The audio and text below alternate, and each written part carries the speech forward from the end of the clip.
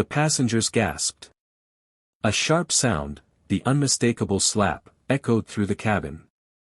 Two little boys, no older than 8, sat frozen in their seats, tears welling up. The flight attendant's hand trembled as she realized what she'd done. And then, from the first-class cabin, a calm but firm voice broke the silence. "Is there a problem here?" The woman turned. Her heart dropped. The man walking toward her wasn't just another passenger, it was the CEO of the very airline she worked for. And the twins were his sons. An hour earlier, everything had seemed normal. Flight 327 was boarding for a cross-country trip from Seattle to New York.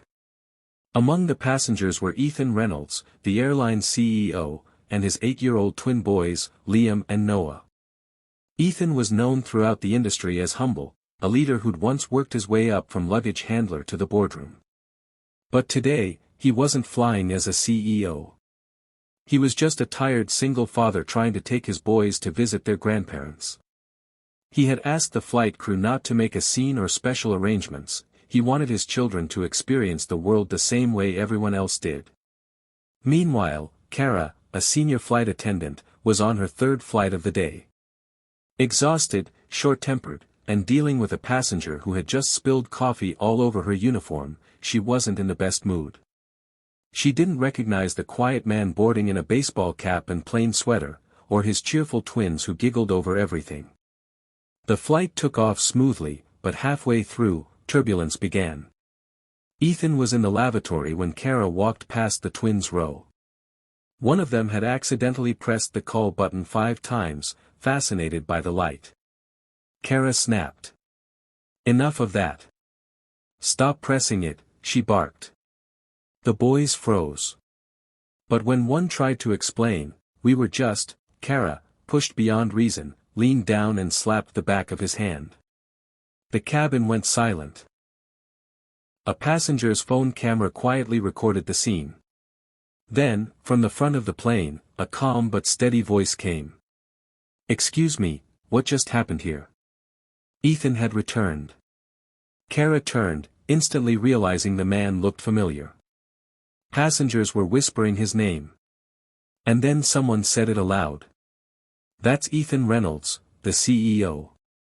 Her face drained of color. Ethan knelt beside his sons. "Are you both okay?" he asked softly. They nodded, still shaken. He stood, his voice quiet but filled with weight. "Ma'am, I don't need an apology for me. But you owe one to my children." Kara stammered, "Sir, I didn't realize." "That's the problem," he interrupted, still calm. "You shouldn't have to realize who someone is to treat them right." The cabin was silent again. The words hung there, heavier than any punishment he could give. When the plane landed, Kara was called into the manager's office.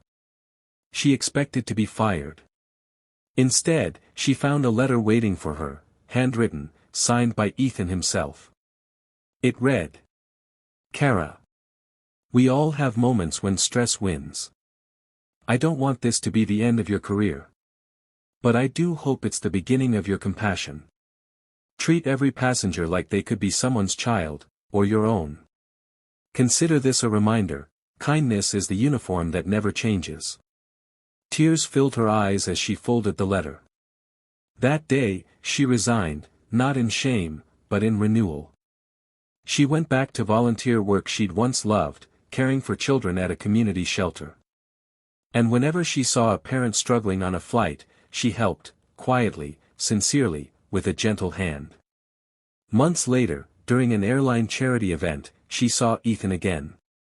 He smiled, extended his hand, and said, "I hear you've been flying higher lately." She smiled back, humbled. "Thanks to that letter, sir. And those boys, tell them I still think about them." Ethan nodded. "They've forgiven you." They learned something important that day, too, that forgiveness is sometimes stronger than power.